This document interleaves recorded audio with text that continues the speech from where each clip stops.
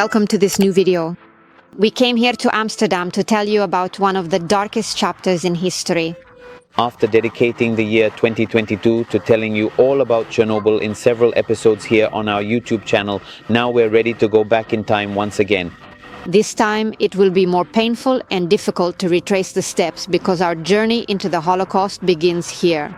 That's precisely why we are especially moved and deeply touched, because today we will show you Anne Frank's historic house, the very hiding place, the secret annex where Anne Frank and her beloved family took refuge for over 2 challenging years. In close collaboration with the esteemed Anne Frank House Foundation here in the beautiful city of Amsterdam, we will present to you exclusive and rare footage, because usually in this significant place it is strictly not allowed to take any photos or videos whatsoever. We are now at the National Holocaust Names Monument. This monument was inaugurated on September 19, 2021. The monument is meant to commemorate the 102,000 Jews and 220 Roma who were deported from the Netherlands. It is estimated that about 2/3 of the Dutch Jewish population was exterminated by the Nazis. The first stone was laid a year ago by Jacqueline Van Marie, a friend of Anne Frank. The structure is very simple. A series of 2-meter-high brick walls form the 4 letters of the Hebrew word that means in memoriam. On each brick is written the name of a victim, along with their date of birth and the age at which they died. Another wall features 1,000 bricks still without inscriptions to honor those who remain unnamed. Before we begin, however, we'd like to ask for a simple favor. During 2022, we had over 4 million views here on the channel, but only about 14,000 of you subscribed.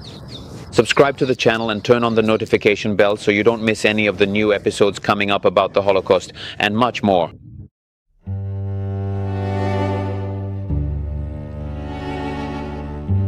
It was on September 1st, 1939, when Adolf Hitler and Nazi Germany invaded Poland. This is how the Second World War began. The conflict lasted 6 years until finally September 2nd, 1945. 6 momentous years that would profoundly change the entire world forever, leaving all of us with a truly heavy and enduring legacy that is still very hard to fully accept even today. A devastating legacy that we became completely and painfully aware of only on that fateful day, January 27th, 1945, when the infamous concentration camps of Auschwitz and Birkenau were finally liberated once and for all.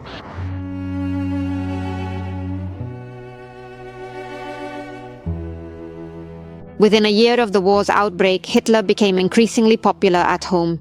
He was idolized by the crowds because he conquered Poland with a lightning war that lasted a month, and after a year, forced France to surrender by signing the armistice.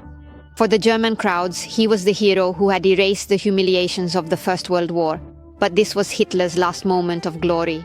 From here begins the darkest phase of his career and one of the blackest pages in our history.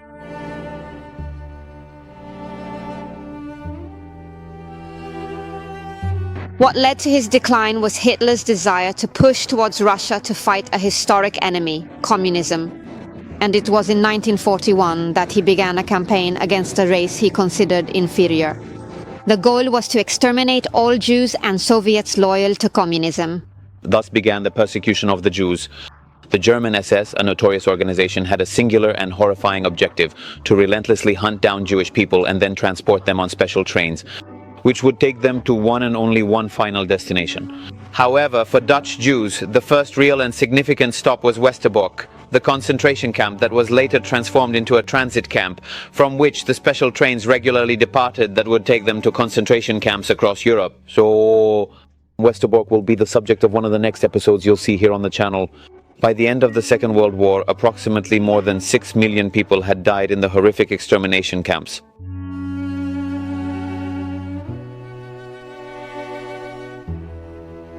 The Holocaust was nothing less than the premeditated murder of millions of innocent civilians. The genocide carried out by the Nazis reached unprecedented proportions and was based on a racist ideology that saw Jews as a species to be eradicated. The Nazis planned the destruction of all the Jews in Europe of all ages, from the elderly to the young, even children. Adolf Hitler, the Führer and undisputed head of the Nazi Party, meticulously conceived and carefully formulated all the fundamental principles of the Nazi Manifesto, incorporating them into his autobiographical book Mein Kampf, which from then on effectively became the definitive Nazi manifesto.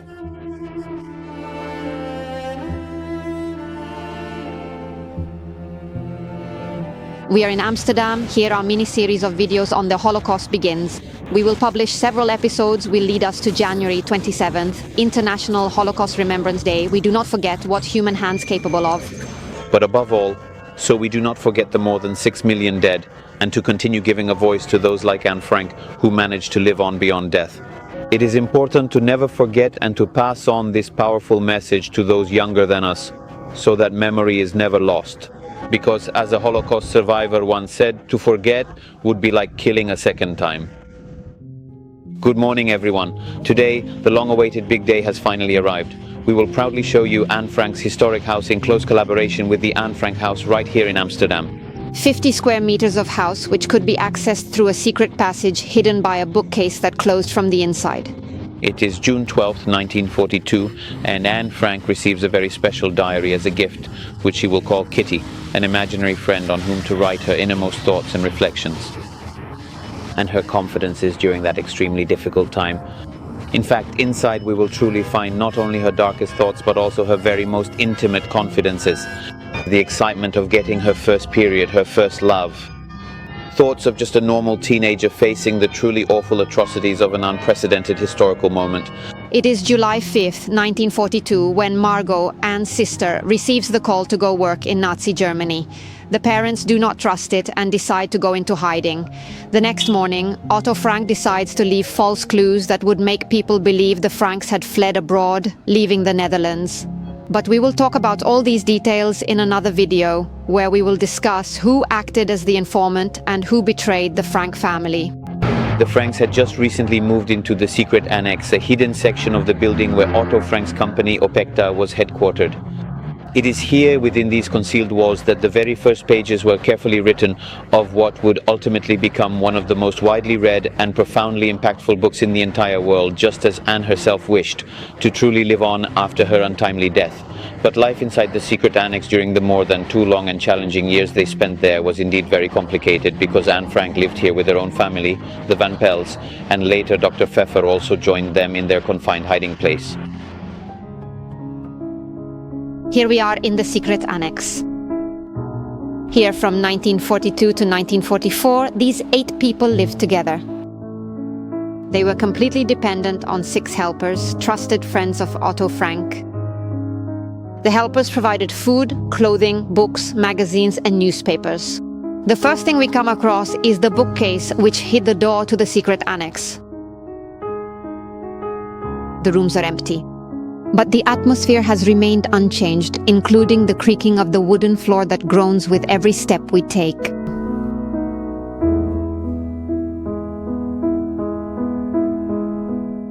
This is the very room where Anne's beloved parents and her dear sister Margot peacefully slept.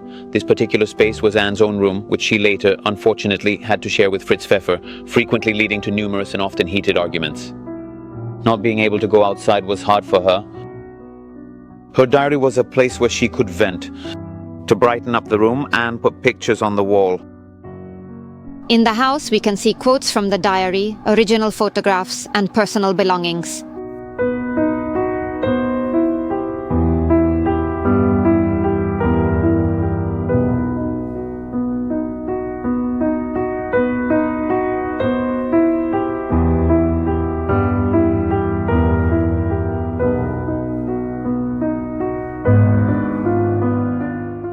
To avoid being discovered, they had to be very careful not to make any noise. At certain times of the day, they had to remain completely silent because the workers who were working right below the annex could have heard them.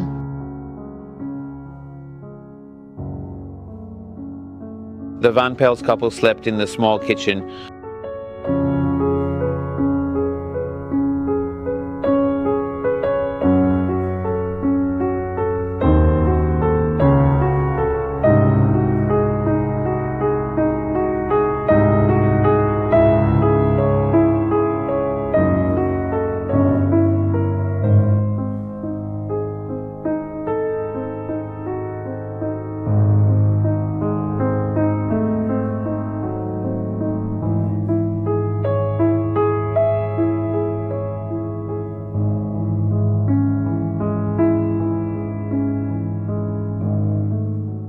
While their son Peter was assigned the space under the stairs, from where you could go up to the attic.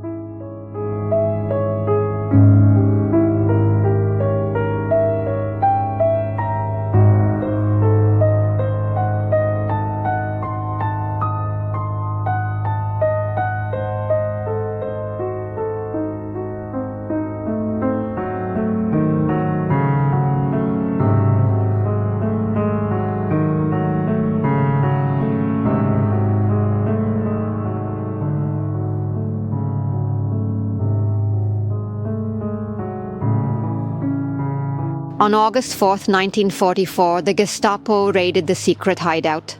All the inhabitants of the secret annex were taken away without their belongings. Anne Frank's diary ends its pages here, but fortunately it was found by one of Otto Frank's collaborators. On August 8th, 1944, the Franks' final journey began, but not before stopping at Westerbork, the transit camp for Dutch Jews. The Franks' next stop would be Auschwitz.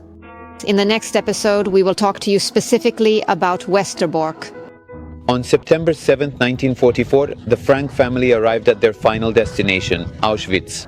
This was indeed the very last time they would all truly be together, because immediately afterwards, Anna and her beloved sister Margot were subsequently transferred to the notorious Bergen-Belsen concentration camp in Germany.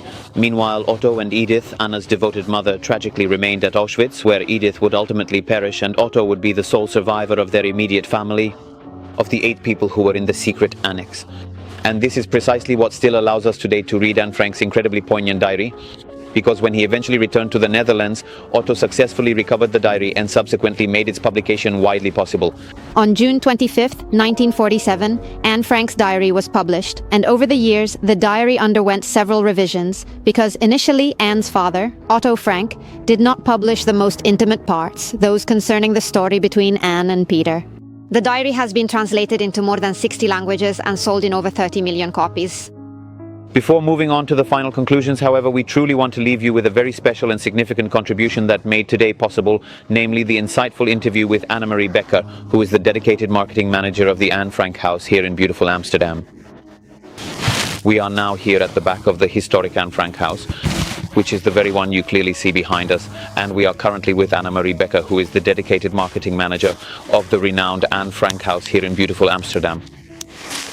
Here are the actual offices of the Anne Frank House and the important mission of the Anne Frank House, which was originally given by Anne Frank's father, Otto Frank.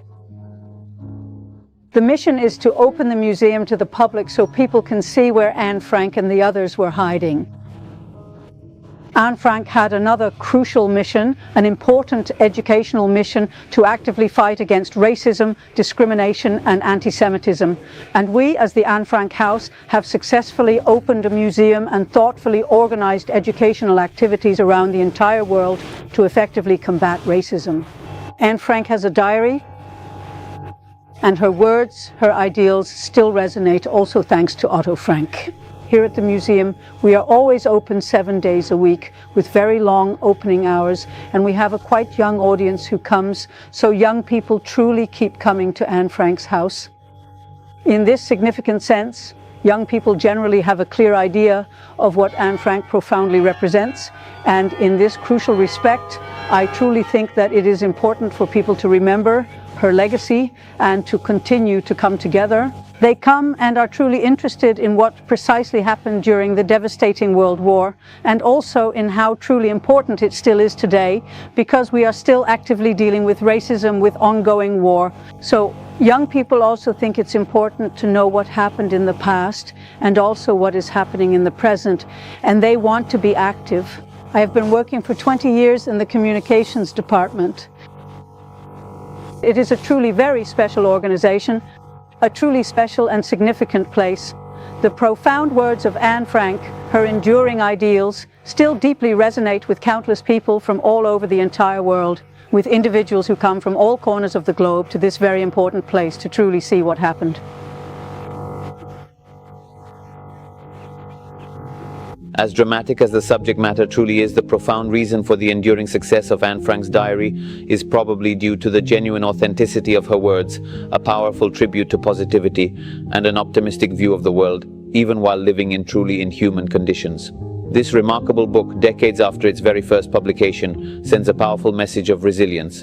It is a valid and important invitation to each of us, even today, to be courageous and never, ever give up.